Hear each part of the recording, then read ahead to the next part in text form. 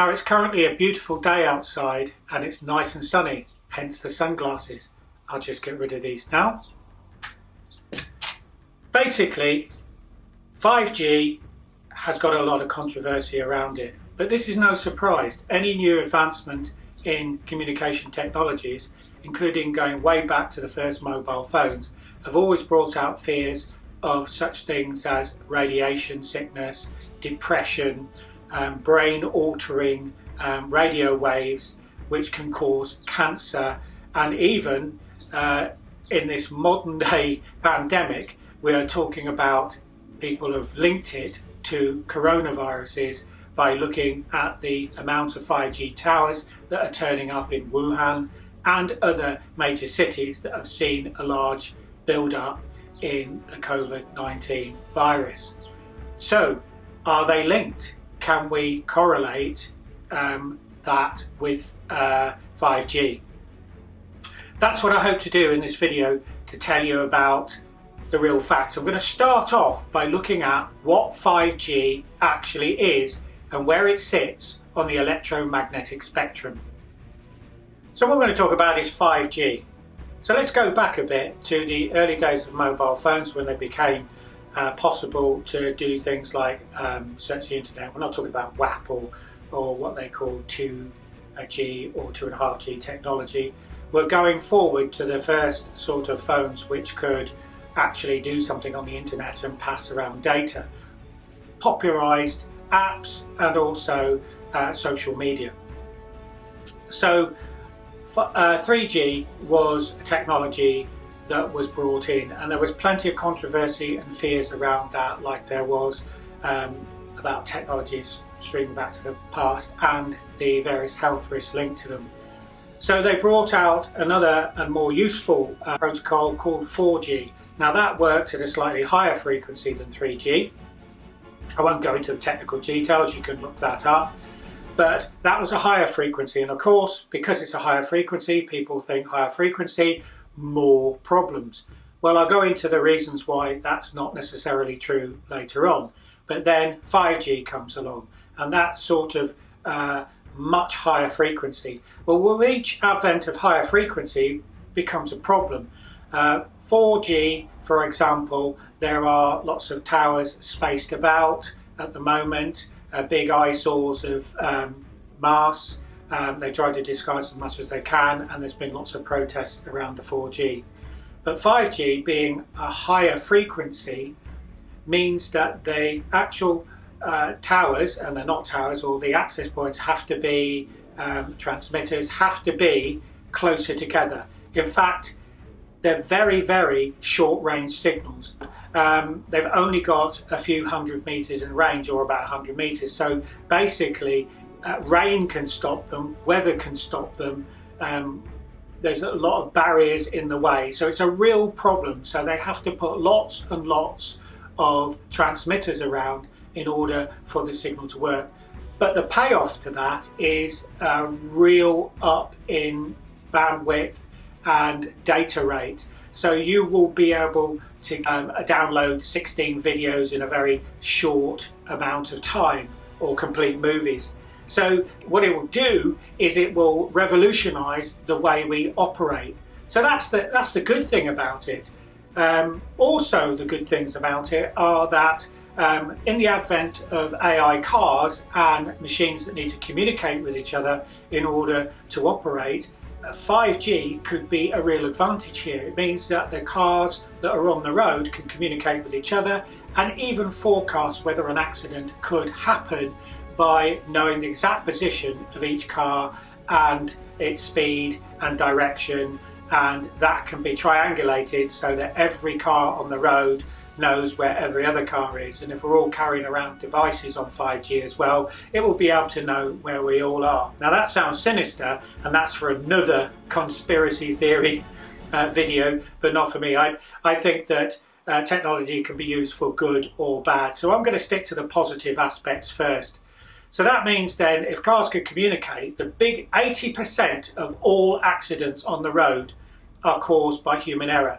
By allowing autonomous AI vehicles onto the road and then putting a layer of 5G network onto them will make them really, really safe. Although we don't like to hand over control to machines, we are no real match for their safety standards. So that's a positive thing. And that's just one thing. People just talk about things like 5G, but being able to communicate and link things together means that we'll become more interconnected world. And even though we're in the infancy of such technology, it has great advantages for the future. But what I'm saying is that 5G is a necessary step to bring us the service that we need and to interconnect businesses. But there are real fears around 5G. So what is the problem with 5G? Why are people so scared of it? It all comes down to radiation at the end of the day. We always think radiation is a bad thing. I mean, the very mention of the word radiation can lead direct thoughts to cancer and DNA damaging ionisation. Well, radiation falls upon an electromagnetic spectrum, and the spectrum spans from simple heat being radiated off our body, right the way up to gamma rays, X-rays, which are ionising. So we need to break radiation into two categories. That's ionising radiation and non-ionising radiation. And ionising radiation are those sort of radiations that will directly damage DNA and cells, which could lead to cancer and other debilitating diseases and illnesses. It's a breakdown of body tissue at the molecular level. So they're things like X-rays, gamma rays. At the other end of the spectrum, we have non-ionising radiation. And at the top end of that, we've got things like sunlight. That's why I wore the sunglasses at the start. And right the way down to microwave. And then below them are things like 5G, 4G and 3G. So non-ionising radiation has not been linked scientifically, and there's been many studies carried out in lots of countries developing communication technologies. It is not linked to cellular damage. It's not ionising, so basically it doesn't cause the breakdown of DNA. So what can 5G do? Vibrate the atoms in a molecule to the point where it starts to heat up. And we all know what a microwave oven can do, because we put our chicken in the microwave oven and we switch it on and it spins around so you can get an even radiation going around it, and then it will excite the molecules and that will cause heat and it will cook it. Well, people are fearful of leaking microwave ovens, but if you took the module that emitted the microwave outside and set it off, and people walking past, because it's got to be in an enclosed shielded case to be of any effect, so it's got to bounce around the inside of the microwave oven to actually work at exciting atoms in a molecule that much that it actually cooks, then basically taking it outside will just mean that the microwaves will just disperse off. And let me remind you that there are many technologies, radar and communication technologies, that use microwave transmissions as well. And people have been fearful of those. But again, if it's outside and you're not in a confined space and it's not bouncing around you, you are quite safe from. I'm not saying you go and hug a microwave antenna, but I am saying that if you're just going around your daily business, it's not going to be a problem. Well, even a weaker force than that is 5G. So 5G technology is absolutely nowhere near the level of ionised radiation, nowhere near it. So what could it do? Well, just like a microwave, although to a lower effect, it can excite the atoms in a molecule and cause heat. So if I put you in a room and shielded it, and so it reflected back, and stuck a 5G emitter in the middle and set it off, you'd heat up a bit, basically. That seems to be what the problem would be. but not to an extent that you would start to cook, unless it was very confined. So 5G outside, and there are going to be a lot of 5G transmitters around, there has to be to get the network in, isn't really going to cause you any harm as you go around your daily business.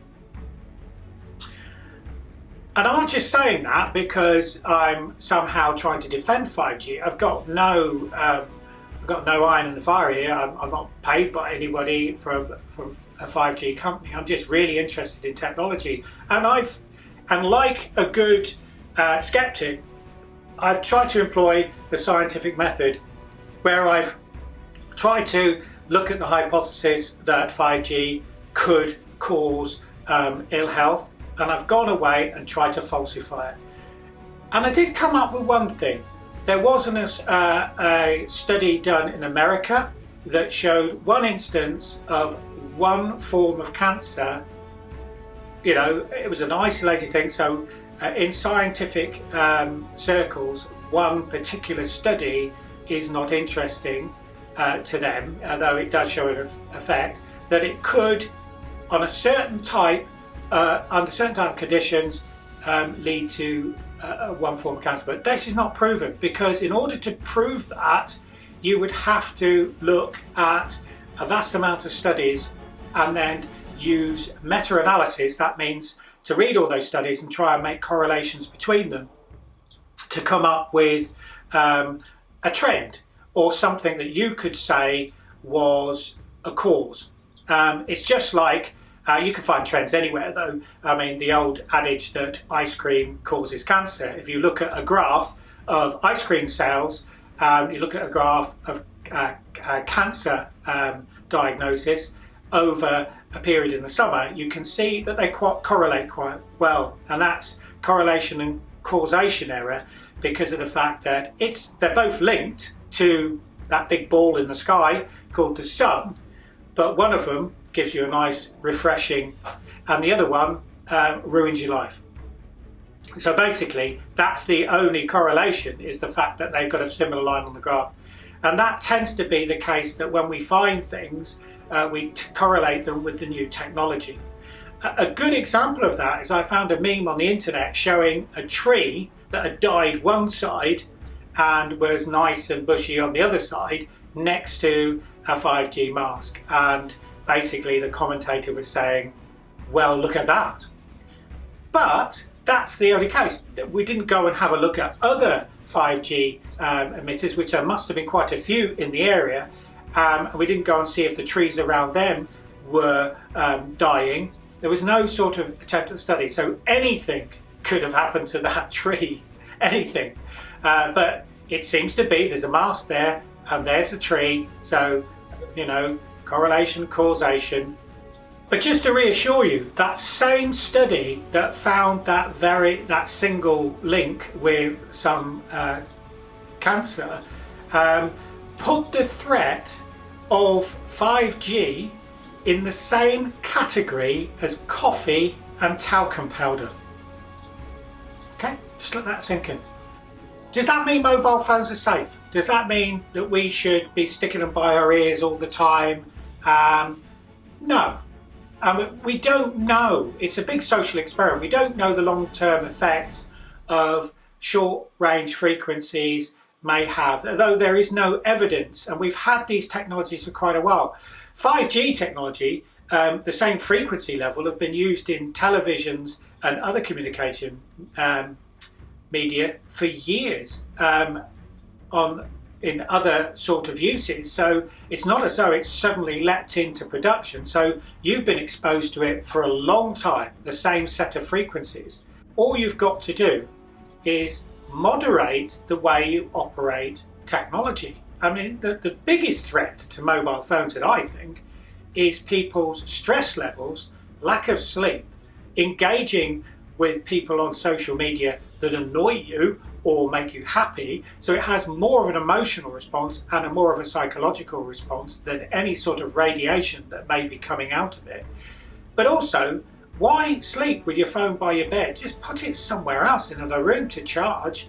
you'll get a better night's sleep, you won't be tempted to look at every status update, and it won't buzz by your bed, and that's got to be healthier than having a mobile phone by your bed. So, in summary, what do I think of the conspiracies of 5G?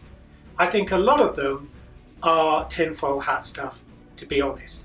But we must not take that as not looking for the truth, looking for the facts. We have got to keep an open mind, but not so open that your brain falls out, into the fact that we must challenge technologies, but not on YouTube and Facebook as sort of pseudo experts, but allow those people that have the qualifications and the technical equipment and the laboratories to be able to test the technology, and there's got to be some degree of trust. So from what I've seen on all the social media and all the panic, from the scientific papers that I've read to the people that commentate in between, I think 5G is safe. I think it's going to have more benefits than it has downside. But I do think also we should be cautious about the way we employ technology generally for our own mental health, not because some radiation effects. So just be sensible and you'll be fine. Well, that's it for this video. If you like this video, then give us a like and also put some comments in the comment section discussing the topics that I brought up in this video. This video was brought about because somebody requested it in the comments section. So if you want more videos on topics related to computer science and technology, and you want me to do the research, please make the request there. Thank you for watching.